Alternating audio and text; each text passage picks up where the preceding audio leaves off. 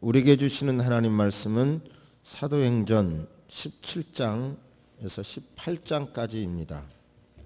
5절부터 9절까지만 합독하십니다. 시작. 그러나 유대인들은 시기하여 저자의 어떤 불량한 사람들을 데리고 때를 지어 성을 소동하게 하여 야손의 집에 침입하여 그들을 백성에게 끌어내려 찾았으나 발견하지 못하며 야손과 및 형제들을 이끌고 읍장들 앞에 가서 소리질러 이르되 천하를 어지럽게 하던 이 사람들이 여기도 이르매 야손이 그들을 맞아 들였도다. 이 사람들이 다 가이사의 명을 거역하여 말하되 다른 임금 곧 예수라 하는 이가 있다 하더이다 하니 무리와 읍장들이 이 말을 듣고 소동하여 야손과 그 나머지 사람들에게 보석금을 받고 놓아주니라. 아멘. 하나님께서는 하나님의 나라를 누군가의 희생에 의해서 사람 되게 해가지고 그 사람에 의해서 이 땅에 천국을 이루어 가십니다.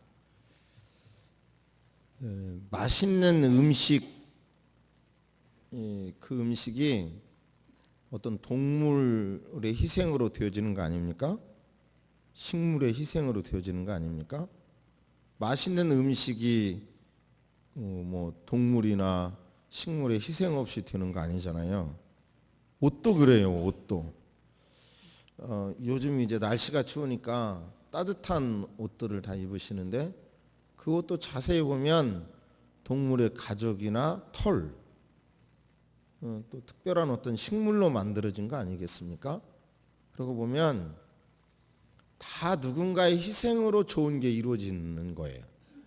사람도 마찬가지로 내가 나 된 것은 하여튼 누군가의 희생에 의해서 내가 나 된 거지 그냥 되는 게 아닙니다. 정말 어린아이들을 보면 단 1분도 눈을 뗄 수 없을 만큼 계속 관심을 가져줘야 다치지 않고 사람 되지 그냥 되는 거 아니잖아요. 우리가 여기까지 있는 동안에는 그래도 좋은 영향력을 주신 선생님들이나 많은 사람들이 있었기 때문에 여기까지 있게 된 줄로 믿습니다. 2014년 마지막 주일인데요. 금년은 어떤 해였는가 저 스스로 한번 생각을 해봤는데 금년의 특징은 옛날에 우리가 쓰는 단어 중에 그 소설이야, 소설 그만 써 이런 말 많이 했잖아요. 소설이다, 소설 그만 쓰라고. 현실에서 도저히 일어날 수 없는 말들을 하니까 그건 소설이다, 소설 그만 쓰라는 말을 했잖아요. 근데 이제는 그 말이 이제 지나간 고어가 돼버린 것 같아요. 금년을 보내면서. 왜 그러냐면 현실이 소설보다 더 악한 일인 거예요. 그러니까 옛날에는 현실에다가 좀 더 악한 것을 플러스 가미해가지고 소설을 썼다면 지금은 아예 악한 현실을 그대로 쓸 수가 없어서 현실에서 악의 요소를 좀 빼갖고 써야 할 정도로 현실이 그렇게 악해버린 거 아닌가 싶어요. 예를 들어서 세월호 참사 같은 경우 거기에서 보여준 리더들이 책임을 지지 않는 모습은 이건 세계 인물로 됐더라고요. 그 정도 책임 회피한 것은, 감당하지 않은 것은 세월호 참사뿐만 아니라 군대에서 집단 폭행을 해서 죽은 사건이라든지 이런 사건이 있어요. 제가 어느 판결문에서 봤는데 남자는 혼자이신데 여자는 딸을 데리고 결혼을 했어요. 그런데 딸이 굉장히 얻어맞은 거예요. 그래서 상처가, 온몸에 멍든 상처가 많아요. 그런데 어느 날 그 딸이 아버지가 자기를 성폭행했다고 신고를 했어요. 강대상에서 이런 단어 쓰기도 참 민망한데요. 그래 경찰에서 조사해 보니까 딸에게 어떤 혈흔이 있어서요. 거의 그것이 사실로 알고 수사를 진행하다가 좀 이상한 것을 발견하게 됩니다. CCTV를 보니까 그 시간대에 나온 초등학교 저학년 딸아이가 굉장히 기쁘게 친구하고 나오고 있는 거예요. 뭐가 이게 안 맞다. 이걸 보고 조사를 하다가 깨달은 것은 그 엄마가 그 딸로 인해서 스트레스 받는 걸 못 참고요. 때리는 거예요. 때려서 멍들게 하고 그리고 그것을 이제 뒤집어 씌워서 재산을 갈취하려고요. 딸에게 자전거를 많이 타게 했더라고요. 그래갖고 계획적으로 신고했더라고요. 세상에. 그런데 앞뒤 문맥을 보니까 그 의붓 아빠는 되게 딸을 사랑하고 좋은 사람이더라고요. 세상에 어떻게 이런 일들은 정말 소설보다 더 악한 일이잖아요. 이런 일들이 벌어지는 거예요. 자, 이런 세상 속에서 여러 차례 말씀드린 대로 포스트 모더니즘의 특징이라든지 지금 철학자들의 지적대로 이제는 결국은 하나님이 없다라고 하는 시대에 하나님의 존재를 인정하지 않는 사람들이나 문화는 극단의 개인주의를 갖게 되는 것이 인류의 마지막 인간의 현상이라는 거죠. 극단의 개인주의. 그런데 그들은 허무주의에 빠진다는 거예요. 이것이 이 시대의 흐름이라고 할 때 예수 믿는 저와 여러분들은 하나님은 어떤 사람을 원하시느냐, 어떤 유형의 사람을 원하시느냐, 그 유형의 사람이 되어야 될 줄로 믿습니다. 그 유형의 사람은 바로 내게 고난이 되더라도 그게 하나님의 뜻일진데 그 길을 묵묵하게 감당하는 사람에 의해서 이 땅에 천국이 만들어지는 거예요. 개인의 마음의 천국, 가정의 천국, 교회의 천국, 사회의 천국이 이루어지는 것입니다. 오늘 숨가쁘게 진행되는 사도 바울의 2차 전도 여행 후반부를 통해서 어떤 사람들이 바울 사도를 도왔는지 우선 그 말씀을 통해서 바로 우리는 어떻게 살아야 되겠는지를 한번 생각해 보시기를 바랍니다. 말씀을 한번 오늘 본문의 말씀을 쭉 생각하며 잠깐 생각하는 시간을 갖습니다.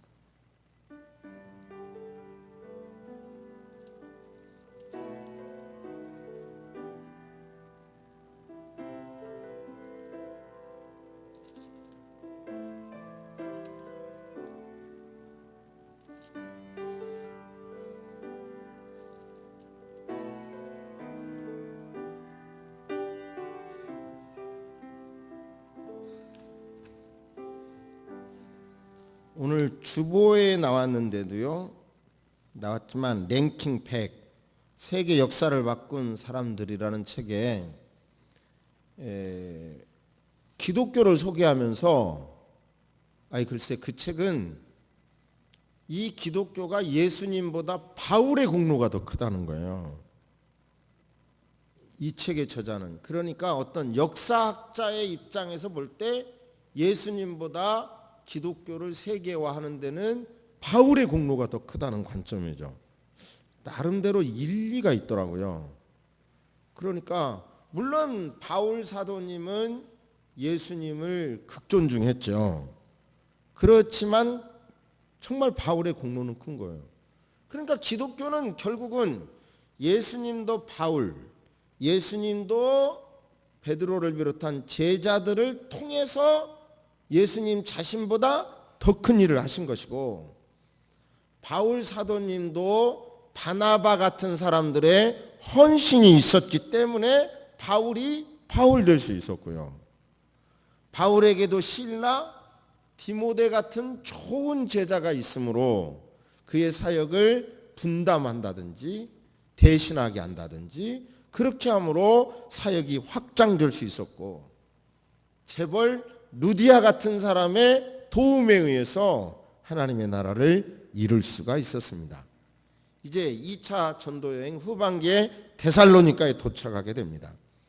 거기서 바울 사도께서 말씀을 증거하며 여러 사람이 감화를 받고 많은 경건한 그리스도인과 귀부인들이 바울을 따르게 됩니다.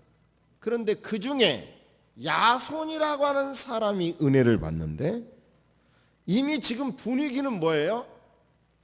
분위기는 유대 공동체, 힘이 있는 유대 공동체는 예수님을 핍박하고 예수님을 따르는 사람들을 핍박하는데, 이제 막 예수 믿게 된 은혜 받은 야손은 자기 집에 핍박받는 바울의 일행을 초대합니다. 유대인들이 그 첩보를 입수하고 야손의 집을 공격해요. 그런데 그것을 낌새를 알아차리고 바울 사도를 빼돌렸습니다. 피난시켰어요. 그런데 야손을 잡아다가 야손은 봉변을 당합니다. 혼자만이 아니라 그의 형제들과 함께 봉변을 당하고 우리말로 보석금을 주고 풀려 나오는데요. 그래서 바울 사도는 로마서 16장에서 야손을 동역자라고 소개합니다.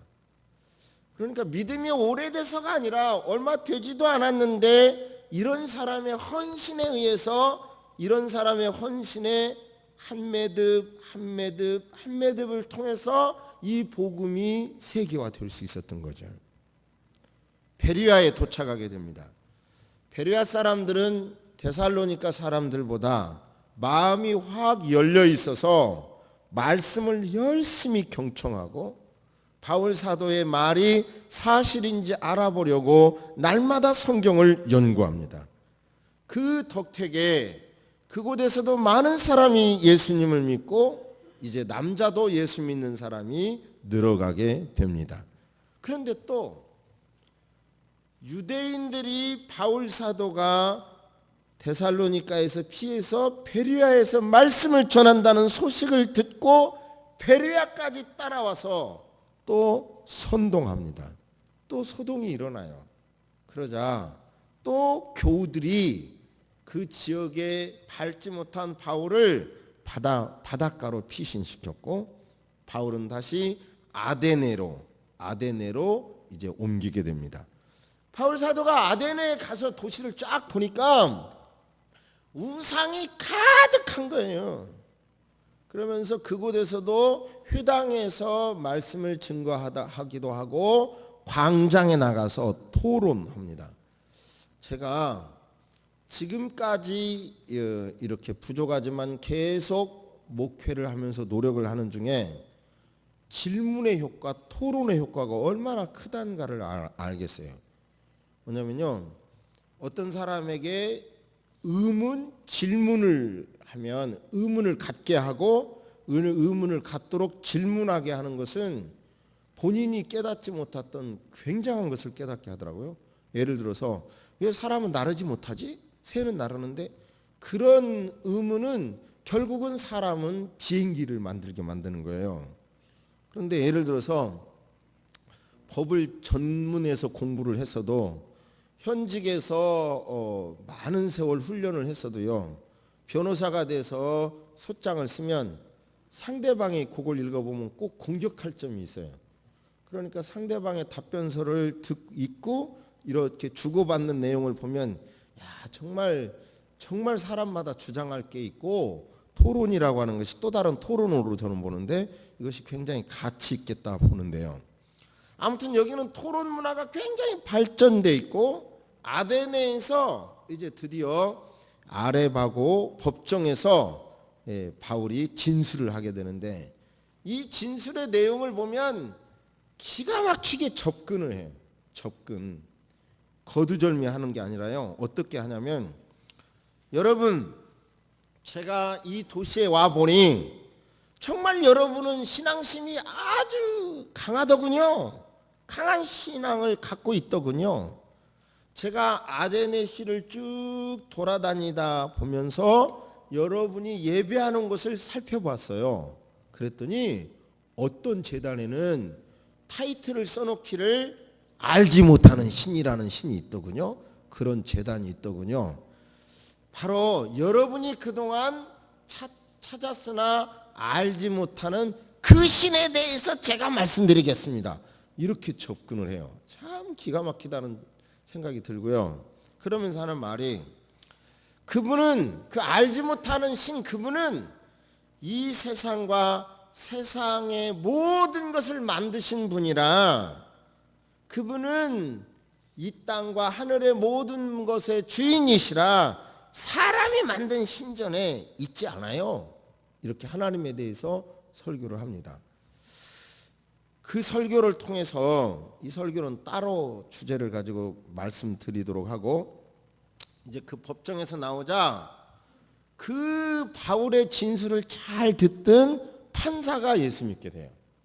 그리고 등등의 여러 사람들이, 참 감사한 일이죠. 이렇게 사역을 해. 그 다음에 이제 고린도로 옮기게 되는데, 그곳에는 유명한 브리스길라와 아굴라 부부가 있습니다.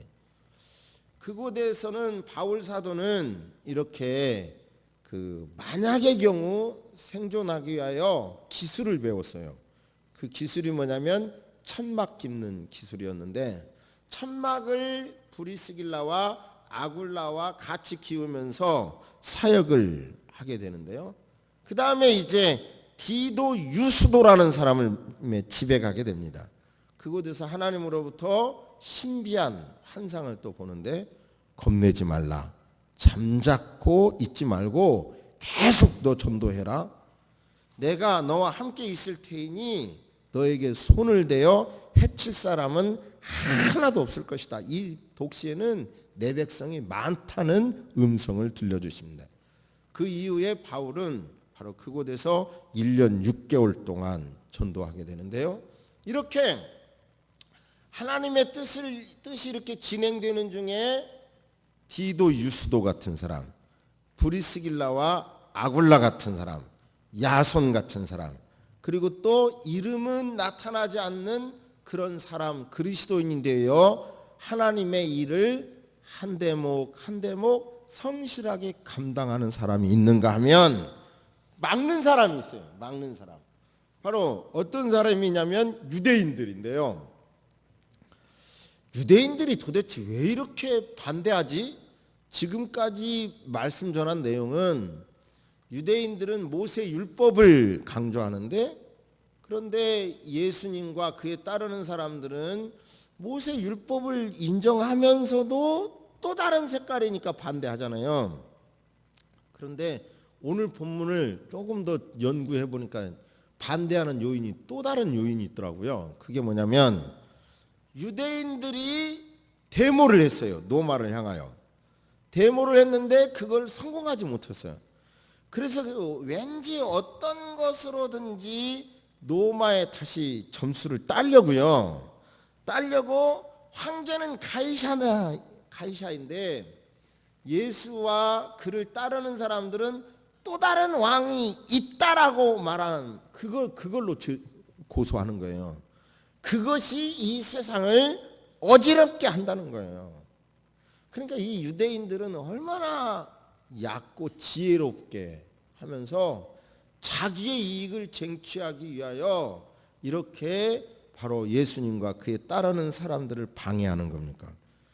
우리가 또 사도신경 외울 때마다 본디오 빌라도에게 고난을 받았사 이렇게 이름을 말합니다마는, 그런데 이 본문 안에서도요 18장에 보면 갈리오가 아카이아 지방의 총독으로 있을 때 유대인들이 작당하여 바울을 붙잡아서 법정으로 끌고 갑니다. 고소 내용이 뭐냐면 이 사람은 하나님을 예배하라고 사람들을 충동하며 법을 어기고 있습니다. 이게 고발 내용이에요.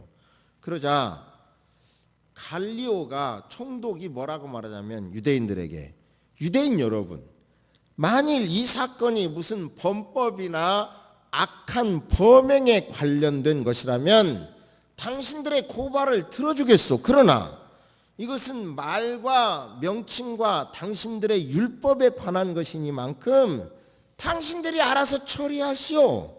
나는 이런 사건을 처리하는 재판관 노릇 하지 않겠소 하고 선을 딱 그어버리고 맙니다.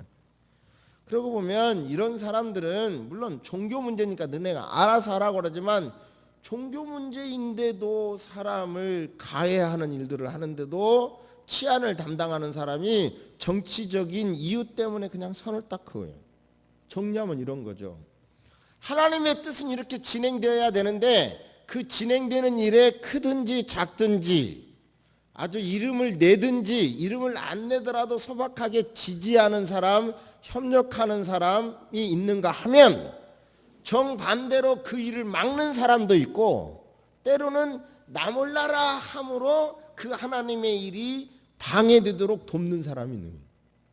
그것은 저와 여러분들의 선택인 것입니다. 지금도 이 시대에 흘러가는 문화가 있고 이 시대에 악한 영이 역사하는 흐름이 있어요.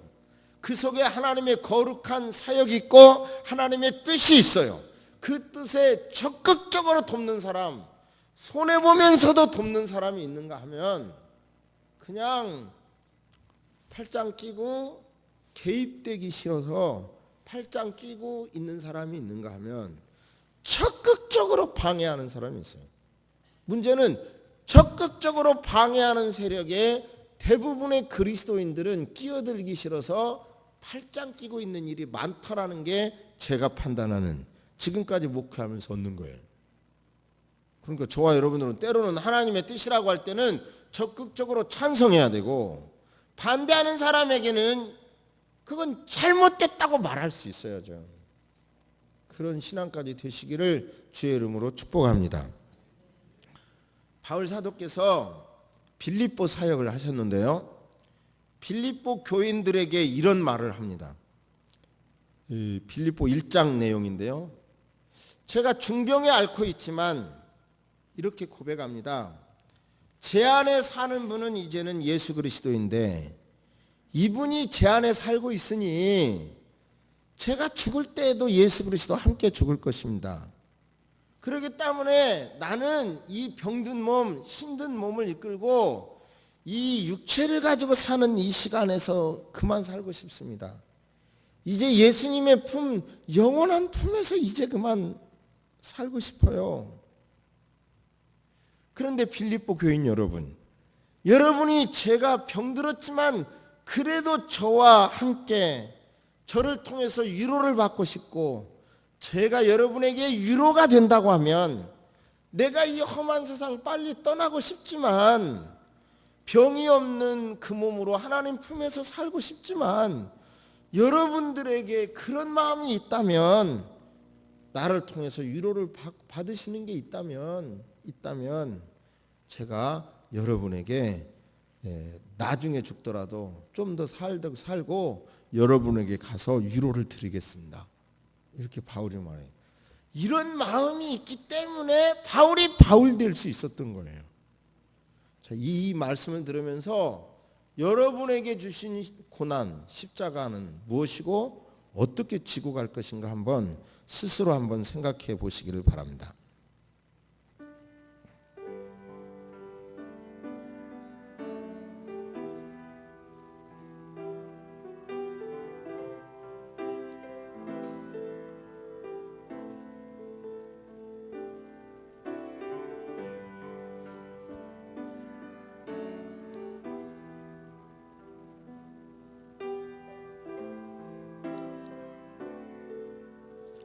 제가 지난주에 어떤 계기가 있어서 오래간만에 국제시장이라는 영화를 봤습니다.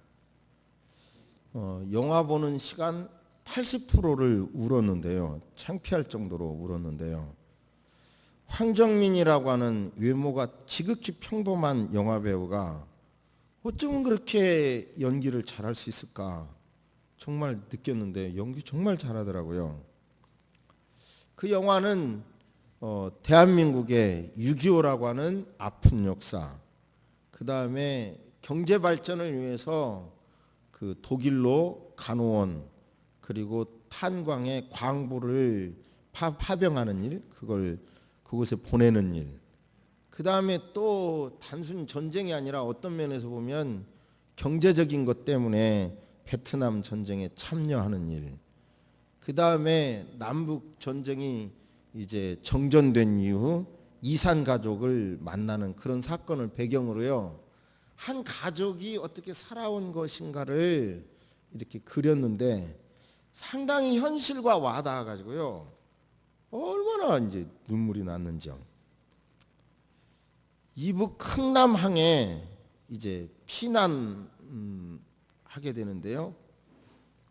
뼈가 시리도록 추운 날씨에 그때 중공군의 개입으로 육로가 차단되고, 그리고 이제 그 미군 함정은 결단을 해가지고 피난민을 태우는데요. 그 함정에 승선하는 방법이 거의 이렇게 사다리, 줄로 된 사다리를 타고 올라가는 거예요. 그러니까 아버지 어머니는 그 줄로 타고 올라갔는데 이 주인공은 막내 동생을 등에 업고 올라가다가 거의 다 올라가서 동생이 손을 놓고 떨어져 버려요. 그래 이제 올라와서 그 동생이 떨어져서 우는 그 주인공의 모습부터 가슴에 찡하고 와닿았는데, 막내딸이 떨어진 것을 알고 아버지가 주인공에게 외투를 벗어주면서 그 하는 말이, 아버지가 없으면 내가 가장이다. 아버지가 없으면 내가 가장이다. 저기 피난민으로 먼저 가 있는 부산 국제시장에 가서 고모 집에 먼저 가 있어라. 그리고 그 아버지는 다시 딸을 찾아 내려오는 거예요. 근데 아버지가 이제 못 왔죠. 이제 부산에 도착해 가지고 아버지가 안 오니까 이 아이는, 주인공은 구두 닦기도 하고, 구두 닦기 하는 중에 당하는 어려움, 그리고 생선 꿰짝을 만들어서 팔아가는데, 이제 온 소문이 이 아이 주인공 혼자 벌어서 가족을 부양하는 거예요. 그런데 남동생은 공부를 잘해서 서울대학교에 진학했다 그러는데, 학비를 만들기 위해서 생선 꿰짝 수만 개를 만들어도 학비가 안 되니까 이 주인공은 파독 광부, 독일의 광부 지원을 합니다. 다행히 합격이 돼가지고 광부가 돼서 그곳에 가서 또 상상할 수 없는 고통을 당하고, 그 영화에 간호사로 간 분들도 죽은 시체를 주로 닦는 모습이 또 얼마나 가슴이 베이는지요. 근데 우리나라 전체 경제로 보면요, 그것이 굉장히 도움이 됐어요 그때요. 그런데 거기서 또 깽이 무너져 가지고 죽을 만한 상황에서 구사일생으로 살아나는 모습. 그리고 이제 한국에 와 보니까, 여권이 끝나서 한국에 와 보니까 그래도 집도 사서 잘 관리를 했더라고요. 그런데 이제 거기서 제 의문은, 저 서울대 나온 동생이 좀 이제 가족을 같이 부양하면 얼마나 좋겠어. 근데 이 영화 작가는 서울대 나온 동생은 안 비춰줘. 혼자 제비처럼 날아간 것 같아. 뻔해 보나마나. 그게 2편이 나오면 분명히 서울대 나온 사람은 저 인류대 나온 여자하고 결혼해서 여기 시댁 가고 단절하고 살아가는 게 2편으로 나올 거예요 보나마나. 근데 그런 게 제게는 이제 눈물이었고요. 그런데 이제 그 막내, 거기에 있는 또 여동생은 돈 많이 들여서 시집 보내달라고 그러니까, 이 사람은 해양대학을 이제 검정고시하고 합격을 했는데 선장이 되는 꿈이 있었는데, 그런데 또 돈을 많이 벌려고 베트남에 민간인으로 참여를 해요. 거기서도 또 열심히 살기는 사는데, 살다가 또 위기에 빠진 사람을 도와주다가 다리마저 절단하게 됐고요. 그렇게 해서 또 다시 귀국을 하게 되는데, 그 가게를, 고모가 하던 가게를 인수해 가지고 끝까지 지키는 거예요, 마지막까지. 그런데 이제 또 남북 이산 가족 찾기 할 때 떨어뜨렸던 그 여동생이 미국에서 나타나 가지고요, 한국말은 못하는데 미국말로 해서 또 만나는 그 과정. 설날에 이제 그 막내 동생의 가족들과 함께 북적대는 모습인데, 이 자식들은 할아버지의 고집 앞에 아버지하고는 말이 안 통한다고 막 이렇게 말하는 모습, 그것도 가슴이 아팠고요. 그러면서 이제 그 북적대는 자녀들을 놔두고 한쪽 방에 가서 주인공이 그 아버지가 자기를 입혀주었던 외투를 방바닥에 꺼내놓고 그 말을 생각하는 거예요. 내가 이제 가장이다 하면서 입혀줬던 외투를 바라보면서 그 주인공 말이 저를 울려버렸는데요. 아버지, 이 정도면 가장 노릇 잘한 거지요? 이제 막순이도 찾았어요. 아버지, 가장 노릇하기 정말 힘들었어요. 이런 문장이었습니다. 한 사람의 이런 희생에 의해서, 이런 비슷한 희생에 의해서 이런 시대에 살았던 사람들의 이런 희생에 의해서 역사적으로 한국은 발전한 겁니다. 그런데 발전한 이 시대는 지금 모두 다 나만 바라보는 시대로 발전해 버려 가지고요. 시대 흐름이 돼 가지고요. 그래 가지고 이 전후 세대들은 바로 딜레마에 빠져 있고요. 지금 우리나라가 경제 성장이 멈췄다 그러지만 경제가 발전해서 문제가 풀어지는 게 아니라 이 우리나라의 문제나 이 시대의 문제가 해결되기 위해서는 결국은 이 영화에서 말하는 주인공이나 지금 말씀드린 여러 야손이나 브리스길라와 아굴라 같은 사람들, 이름 없는 사람들의 헌신이 있었던 것처럼 그 헌신이 있어야 하나님 나라도 되고 우리가 사람 되고 사람이 살만한 세상이 되는 거예요. 할렐루야, 할렐루야. 제가 개인적인 얘기를 하나를 드리면, 외손자를 이렇게 보니까요, 이 아이가 벌써 울음도 아닌 이상한 목소리를 내요. 요청. 그건 뭔가 요구하는 소리인데요. 내 귀에는 이건 울음소리가 아니야. 그냥 요구하는 소리니까 안아줄 필요가 없는 거예요. 그런데 제 아내는 그 소리가 울음소리로 들리니까 몸도 약한 사람이 자꾸 안는 거예요. 그래서 나는 그런 식으로 애를 보다가는 당신 허리가 작살난다, 고장난다, 그러니까 안아주지 말라고 해도 금방 하면 나는 분명히 이건 요청하는 소리지, 계획적인 요청의 소리지 울음소리가 아니라고 해도 토로앉는 거예요. 그래서 이게 여자와의 남자의 차이인가. 그러니까 그것을 울음소리로 들으면 십자가 더 지는 거지. 그렇죠? 울음소리로 안 들으면 십자가 안 짓는 거고. 각각의 차이가 있겠지만 여러분, 2014년을 마무리하면서 확실한 것은 십자가 지는 사람에 의해서 가정도 이루어지고요, 사람이 사람 되고요, 교회도 이루어지고요, 그 사람에게 하나님께서 이 땅에서 복을 주시든 안 주시든 그 길을 걸어가는 여러분 되시기를 주의 이름으로 축복합니다. 할렐루야.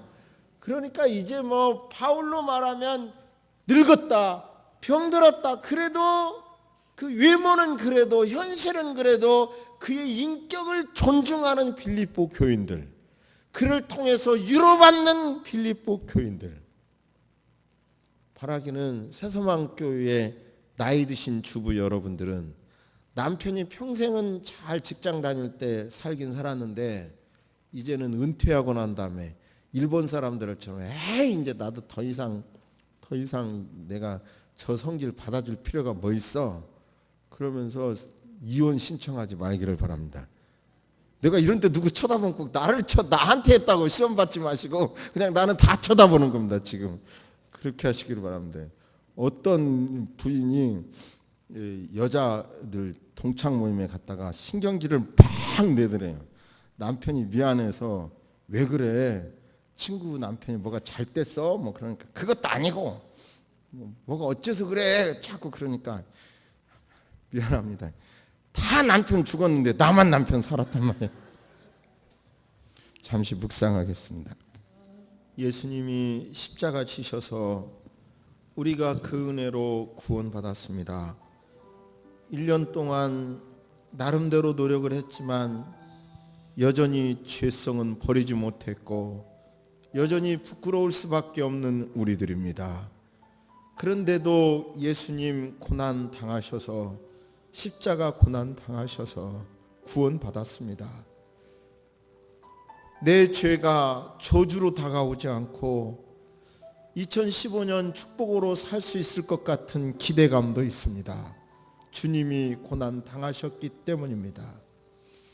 우리가 이만큼의 인격을 갖고 이만큼의 지위, 지식을 갖고 살아가는 것은 누군가가 희생했기 때문입니다. 아니, 나 자신이 사람 되어 목사 되어 이만큼이라도 사는 것은 아버지 하나님, 내 주변의 여러 사람들 때문입니다. 주여, 기도합니다. 우리 모두 다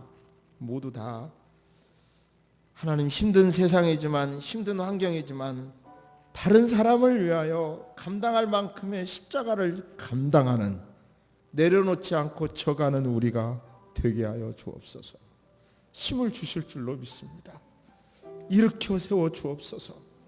넘어지지 않게 하여 주옵소서.